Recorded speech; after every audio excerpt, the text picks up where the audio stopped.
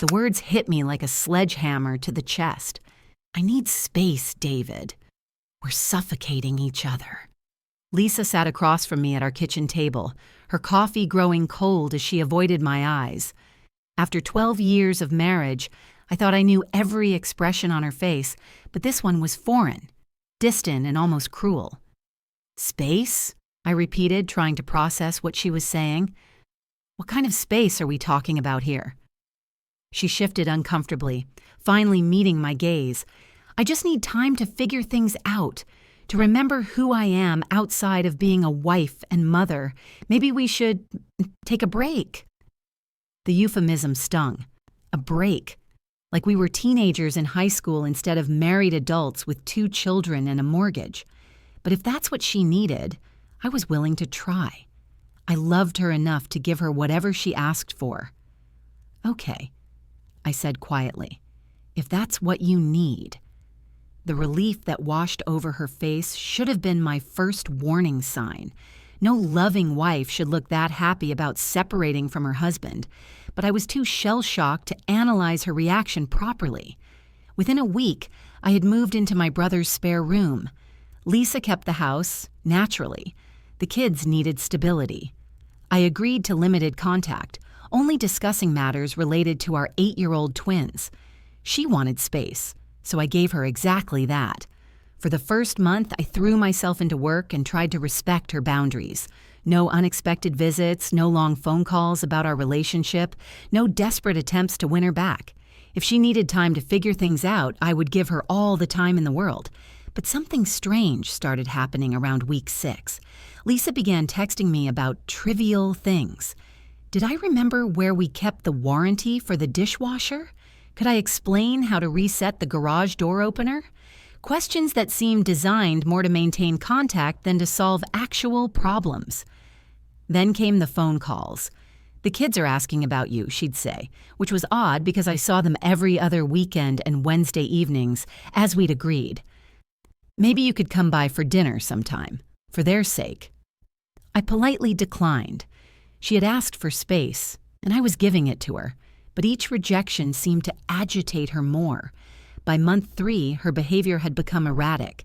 She started showing up at my workplace during lunch, claiming she happened to be in the neighborhood. She'd linger by my car in the parking lot, making small talk about the weather while I tried to figure out what she really wanted. "How are you doing?" she asked one particularly uncomfortable afternoon. "You look different." I probably did look different. I'd lost weight, started exercising again, and frankly felt better than I had in years. The constant tension of trying to please someone who seemed perpetually dissatisfied had lifted from my shoulders. "I'm doing well," I answered honestly. "Learning to enjoy my own company again." Her face darkened. "You seem to be enjoying it a little too much." That's when the real revelation came. My friend Mark, who worked at the gym where Lisa had recently started going, pulled me aside one evening.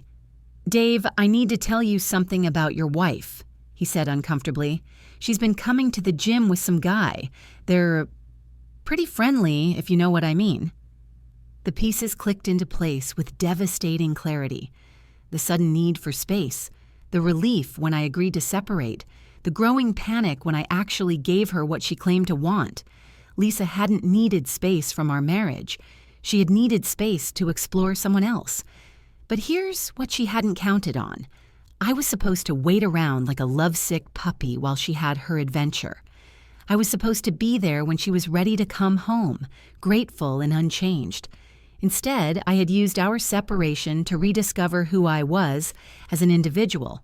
The final confrontation came on a rainy Thursday evening. Lisa appeared at my brother's door, mascara streaked and furious.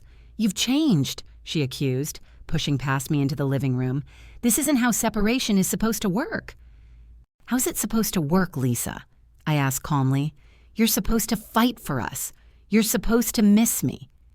The irony was almost laughable. She wanted space, but only on her terms. She wanted freedom to pursue whatever, or whoever, had caught her attention, while keeping me as her safety net. "I did miss you," I said quietly, "but I also discovered something important. I deserve better than being someone's backup plan." When she finally admitted to the affair 2 weeks later, I felt nothing but relief. Her need for space had given us both exactly what we needed: clarity about who we really were and what we actually wanted.